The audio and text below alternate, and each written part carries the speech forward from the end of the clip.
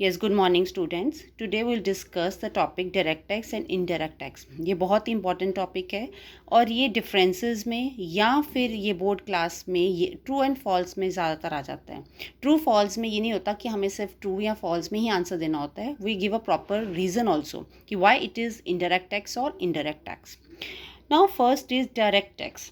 It is finally paid by the person on whom it is legally imposed. देखो ये tax वो होता है जो पर्सन खुद ही बियर करता है. जैसे देखो मैं अगर मेरा इनकम टैक्स का बनता है तो मैं इनकम टैक्स खुद पे करूँगी, ना कि मैं किसी और से लेके अपनी इनकम टैक्स को पे कर दूँगी. तो it is finally paid by me. मैं खुद ही पे करूँगी, मैं किसी और पर्सन से पे नहीं करवा सकती. Second is the burden of taxes can not be shifted to other person. तो मैं बर्डन किसी और पे शिफ्ट नहीं कर सकती. अगर मेरी इनकम के ऊपर टैक्स लगा है तो आई हैव टू पे.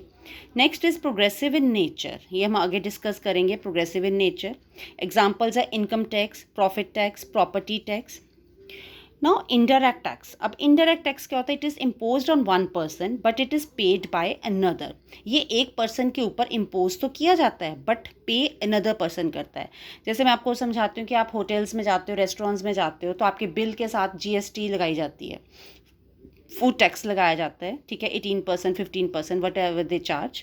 तो आप वो क्या करते हैं, वो आपसे लेते हैं, ठीक है, और गवर्नमेंट को दे देते हैं. तो it means paid by us, मतलब कस्टमर से लिया गया और आगे गवर्नमेंट को दिया गया. So burden of taxes can be shift to others. तो नेचुरली बर्डन शिफ्ट किसके ऊपर हो गया? कस्टमर के ऊपर.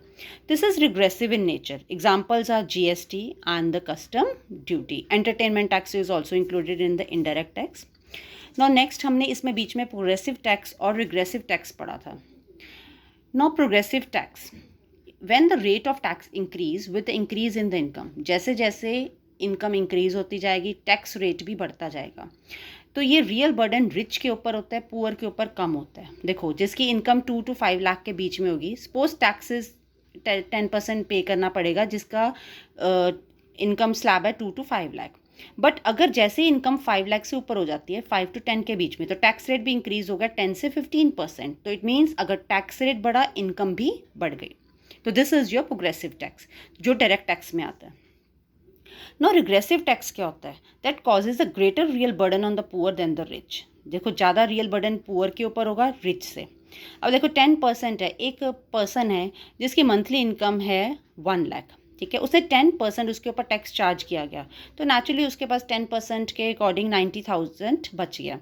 तो वो आराम से अपना गुजारा कर सकता है. बट यही 10% अगर 5% 5,000 पर मंथ वाले पर्सन के ऊपर बिल लगाया जाए तो उसके पास क्या बचा? 4,500. तो ज़्यादा से ज़्यादा क्या होएगा? जो पुअर है वो बियर ज़्यादा कर रहा है, क्योंकि देखो 90,000 वाले को तो कोई ज़्यादा फ़र्क नहीं पड़ेगा बट 4,500 वाले को फ़र्क पड़ेगा.